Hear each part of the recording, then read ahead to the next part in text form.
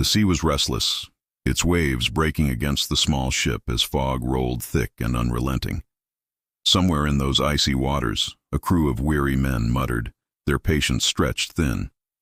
At the helm stood Henry Hudson, eyes fixed on the horizon. He was a man consumed by a singular dream, to find a passage through the mysterious Arctic waters that would open the shortest trade route to Asia. For Hudson, discovery was not simply ambition, it was destiny. Yet destiny is cruel, and the story of this intrepid navigator would end not in triumph, but in mutiny and disappearance, swallowed by the very waters he longed to master. His name, however, would echo forever, etched in rivers, bays, and legends. The exact details of Henry Hudson's birth remain shrouded in uncertainty. Most historians believe he was born around 1565-1570 in England, possibly in London. Very little is known of his early years, but clues suggest he may have come from a family connected to the sea. Some evidence ties him to a prominent Hudson family that had links to the Muscovy Company, a powerful English trading enterprise with ambitions of discovering new routes to Asia. Whether born of privilege or modest means, young Henry Hudson grew up in a world gripped by maritime exploration. The late 16th century was an age of daring voyages. Francis Drake, John Cabot, and Martin Frobisher had all carved their names into history. The lure of uncharted waters and the promise of riches in Asia inspired Hudson's own calling. Europe in Hudson's time was obsessed with one idea: reaching Asia faster. Spices, silks, and exotic goods fetched immense profits, but the established routes around Africa were long and dangerous. Explorers dreamed of a northwest passage through the icy channels of North America or a northeast passage across the top of Russia. The Muscovy Company, eager to outpace its rivals, financed daring attempts to locate these routes. In this climate of competition and ambition, Hudson's name first emerged. In 1607, Hudson secured command of a small vessel, the Hopewell, funded by the Muscovy Company.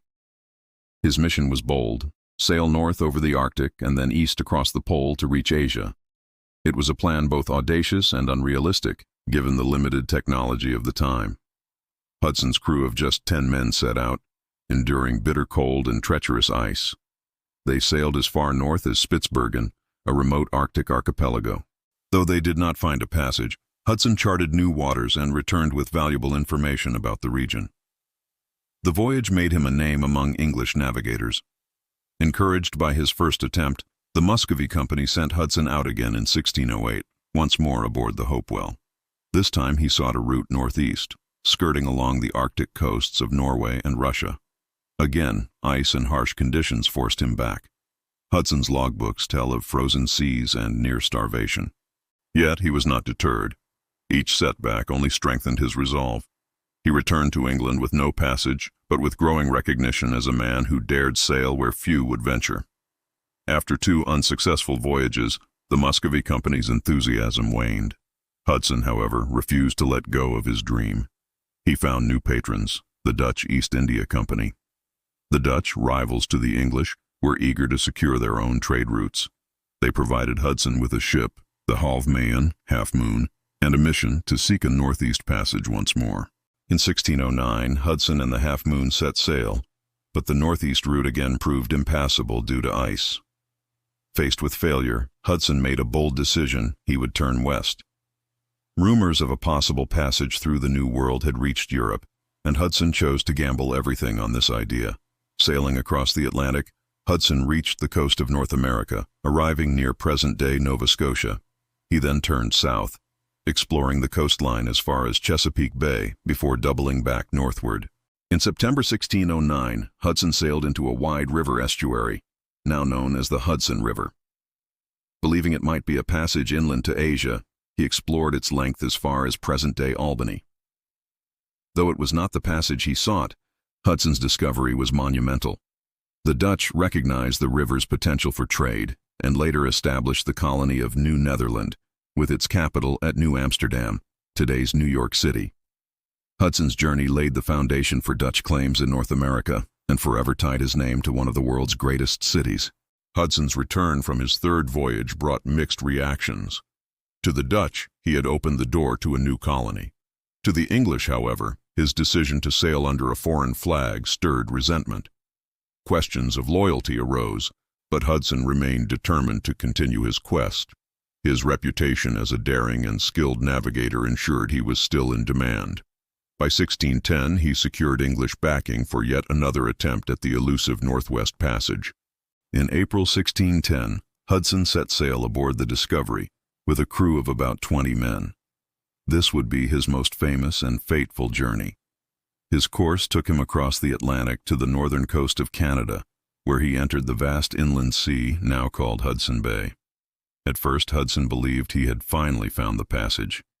He explored the bay extensively, sailing into James Bay at its southern end. But it soon became clear that no route to Asia lay ahead, only frozen waters and dead ends. As winter set in, the Discovery became trapped in ice. The crew endured months of freezing temperatures, dwindling supplies, and constant hunger. Tensions grew. Hudson, still convinced that success was near, demanded loyalty and obedience. But the crew grew restless and bitter, questioning his judgment. By spring of 1611, when the ice finally broke, discontent had turned into open rebellion. On June 22, 1611, Henry Hudson faced the greatest betrayal of his life. The crew mutinied. Hudson, his teenage son John, and 7 loyal crew members were forced into a small open boat. They were set adrift in the icy waters of Hudson Bay, never to be seen again. The mutineers sailed the Discovery back to England, but their fate was grim.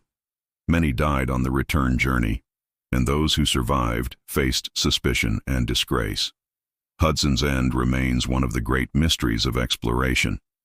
Did he perish quickly in the freezing waters? Did he and his companions survive for days, weeks, or even months in the wilderness? No one knows. Though his life ended in tragedy, Hudson's legacy was profound. His voyages expanded Europe's knowledge of the Arctic and North America. The Hudson River, Hudson Strait, and Hudson Bay all bear his name, testifying to his impact. His discoveries laid the foundation for both Dutch and English claims in North America, shaping the future of the continent.